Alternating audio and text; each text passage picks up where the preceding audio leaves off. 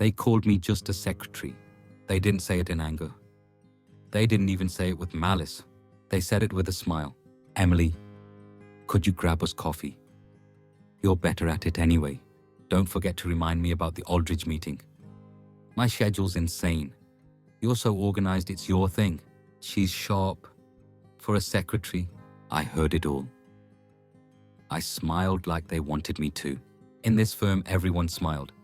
That's how you survived. The partners smiled while they stabbed each other in the back over client accounts. Associates smiled while working 80-hour weeks. HR smiled when they handed out restructuring letters. And me, I smiled because no one expected anything else from someone like me.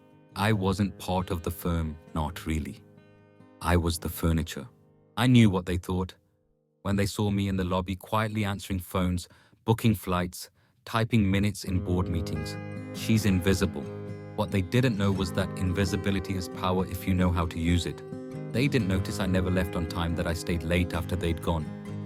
They didn't see me scanning contracts. They barely skimmed memorizing clauses they didn't bother to read. I didn't have a JD or an MBA, but I had something better. Patience. 8 years of it. I knew which clients were dissatisfied, but too polite to say it. Which vendors overbilled them while partners signed without checking. Which associates funneled bonuses into shell companies. I didn't tell anyone. I kept smiling until the day Mr. Aldridge, managing partner, golden boy of corporate law, leaned over my desk and said, Emily, don't overthink. You're not here to change the world. Just keep the coffee warm. It wasn't rage that bloomed in me. It was ice. Cold, sharp, precise. Because in that moment, I saw everything clearly. They thought they owned me, but they didn't own the one thing that mattered most, my time. And for the past 18 months, I'd been using it very, very well. The printer betrayed them. I was standing by it that morning, waiting for a stack of board meeting agendas when I saw it. A single sheet left behind marked draft. I didn't touch it, not at first, but my eyes scanned the heading anyway. Phase 2. Outsource support staff to cut costs. Support staff, that's me. I stood there for a moment, listening to the quiet hum of the office, the soft clicking of keyboards, the muted laughter from the partner's wing. No one knew I was holding the blueprint for my own disposal. I slid the page into my folder, walked calmly back to my desk, and smiled when Mr. Aldridge passed by. Emily, coffee for the client in conference room 3, please. Of course, I said. He didn't even look at me. I think that was the moment it all crystallized. Not anger, not fear, just clarity. That night, my apartment felt colder than usual. I didn't turn on the lights. I sat at the kitchen table with my laptop open, the glow illuminating my face, and I pulled up the dashboard of my side project. 18 months since I filed the paperwork for my LLC. It had started as a favor, helping a friend's small business with invoicing and vendor negotiations. Then a bakery. Then a law firm, half the size of Aldridge & Co. Now my little company handled operations for 7 firms across the city. Payroll, vendor management, expense reconciliation. It wasn't glamorous. It didn't make headlines, but it was growing. And I owned every line of code, every template, every client relationship. They called me just a secretary, but in the quiet hours after work, I'd been building something that didn't need their approval. I pulled up the firm's client list. I knew which accounts were bulletproof, airtight contracts, long-term retainers, and I knew which ones weren't. The cracks were there for anyone to see if they bothered to look. Clients overbilled and too polite to complain. Vendors who padded invoices, kicking back percentages to certain partners. Associates routing firm resources through shell companies they controlled. I'd kept quiet about all of it. Not because I was loyal, because I was patient. They didn't know I'd been scanning their documents, saving copies, studying their vulnerabilities. Not for revenge, for insurance. 2 weeks later, Mr. Aldridge called me into his office. Emily, we're restructuring. This isn't personal, okay? You've been wonderful, but the firm needs to be leaner to stay competitive. His tone was rehearsed. I understand, I said, and I did. I understood better than he did. I signed the severance agreement without hesitation. You're taking this well, he said, almost surprised. I smiled, just trying to make it easy for everyone. He nodded. That's why we're going to miss you. But he wouldn't. Not yet. Back home, I ran my fingers along the edge of my severance envelope before tossing it into a drawer. Then I opened my laptop. On my screen was the contract I'd drafted 6 months ago, the one Aldridge and Cole's senior partners signed without reading. To them, it had been a cost-saving move. Outsource back-end operations to an external vendor. They didn't realize the vendor was me. They didn't realize they'd signed over their operational infrastructure to my company. Silence doesn't mean submission. It means precision. They thought I was powerless because I never raised my voice, never fought for a seat at their table. But power isn't always loud. Sometimes it's quiet. Sometimes it looks like the secretary bringing you coffee, while quietly holding your firm's lifeline in her hands. They thought I'd leave quietly. They didn't realize I already owned the ground beneath them. The first call came at 8:42 a.m. Emily, it's Jeffries. Listen, we've got a problem. I stared at my phone, letting it ring twice before answering. Morning, Mr. Jeffries. What sort of problem? The system's down. Clients can't access invoices. Vendors aren't getting paid. Payrolls. I don't know, it's just stuck. I kept my voice calm. Oh, that sounds serious. It is serious, he snapped. Didn't you set all this up? I set up a transition plan before I left. You didn't leave documentation. I wasn't asked to. There was silence on the line. Look, he said, finally his tone softening. Maybe there was a misunderstanding. Could you come in and take a look? I let the pause stretch until I could feel his panic bleeding through. Emily, I'm not on the payroll anymore, Mr. Jeffries. Remember, of course, he said quickly. We'd compensate you, obviously. I almost laughed. They still didn't understand. This wasn't about me doing them a favor.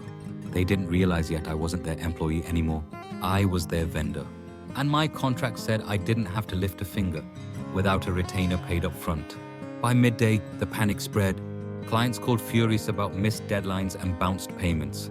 One even showed up at the office. I don't care about your internal issues, he shouted in the lobby. If you can't get your house in order, we're walking. Inside the partners' wing, voices rose behind closed doors. You signed off on this transition. No, you did. I thought it was standard. Emily handled it. They still didn't get it. 6 months ago, I handed them a proposal to streamline operations. They'd signed it without reading, eager to cut costs. But the contract wasn't with some random vendor. It was with my LLC. Legally, I owned their entire operational back-end payroll, vendor, management accounts, receivable. If they wanted access, they needed my cooperation. And cooperation wasn't free. By 3 p.m., Mr. Aldridge called. Emily. He began, his voice tight. We seem to be experiencing some technical issues. Could we meet to discuss a solution? I'm afraid my schedule's full today. Tomorrow then. I'm not sure that works either. He drew a sharp breath.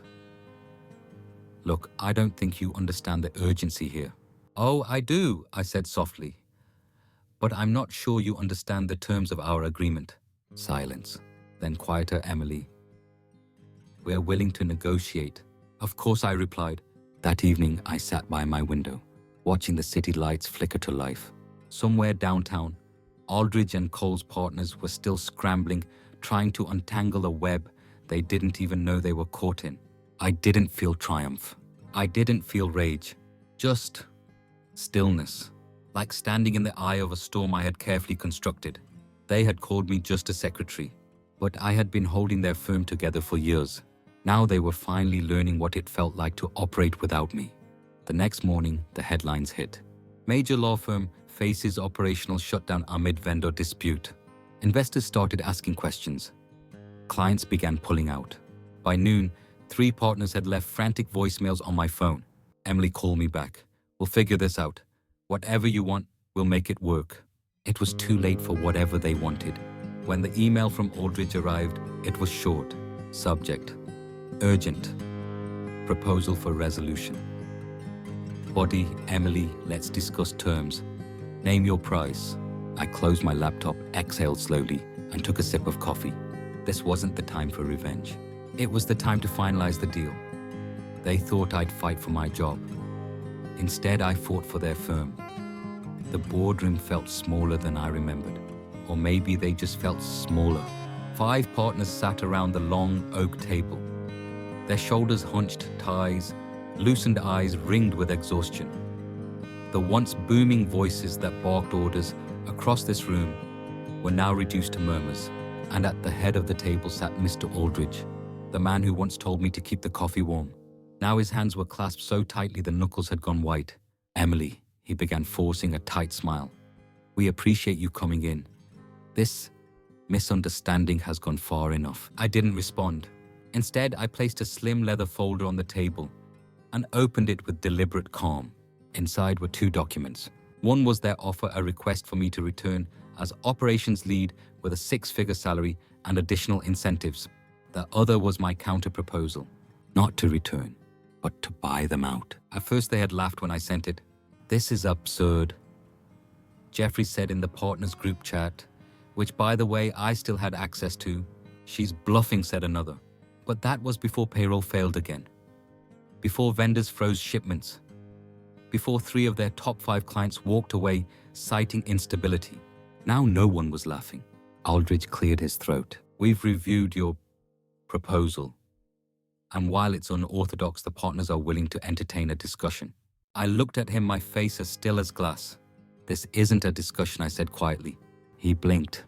"This is a transaction, and the terms are non-negotiable." For years they had underestimated me, because I didn't talk over people in meetings, because I didn't wear tailored suits or flash degrees from Ivy League schools, because I knew when to stay silent. What they never understood was that silence isn't weakness, it's strategy. And today, it was my turn to speak. "You're hemorrhaging cash," I continued. 3 clients are gone. 2 more are interviewing new firms as we speak. Vendors won't move a box without my signature. Your associates are fielding calls from auditors. They shifted uncomfortably in their seats. "If you don't sign today, your firm won't survive another quarter." Aldridge opened his mouth to protest but closed it again. He knew I wasn't bluffing. I'd spent 8 years holding this firm together. Now I was the only one who could stop it from collapsing. Jeffrey spoke up, his voice cracking slightly. "You don't need to do this, Emily. We can work together. You've proven your worth. We're ready to make you a partner." I turned to him. "You called me just a secretary." He flinched. "You all did. For years." I pushed the second document toward them. "Here's my offer. I acquire 100% ownership of Aldridge & Co. You walk away with severance equal to 6 months' salary. In exchange, I assume all debts and liabilities. The firm continues under my leadership." No one moved. The room felt heavy, as if the air itself had thickened. Finally, Aldridge spoke.